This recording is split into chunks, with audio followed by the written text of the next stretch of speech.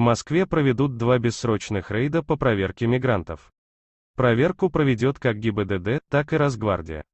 В Москве и Московской области сотрудники полиции совместно с ГИБДД и Росгвардией проведут 2 бессрочных рейда по проверке мигрантов, передает правда.ру.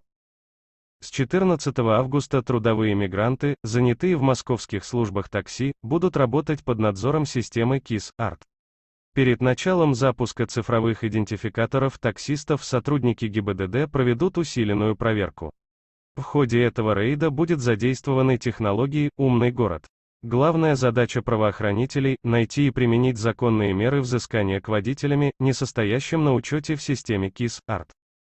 Одной из причин усиления контроля за пребыванием мигрантов в столице стал недавний инцидент на юго-востоке города.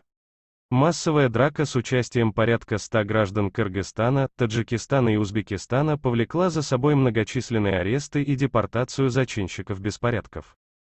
В связи с этим, кроме госавтоинспекции, бессрочные рейды проведет полиция. Сотрудники планируют посетить места массового проживания трудовых мигрантов. Сообщается также, что силовой контроль над соблюдением порядка в ходе проверок будет осуществлять Росгвардия. Напомним, первый заместитель министра внутренних дел России Александр Горовой провел видеоконференцию с послами стран СНГ. Участники встречи обсудили случаи конфликтов с участием иностранных граждан и проблемы с незаконной миграцией.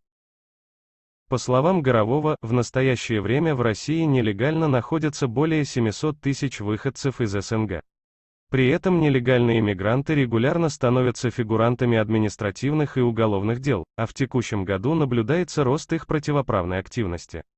Подписывайте на наш канал и поставите лайк. Спасибо за поддержку.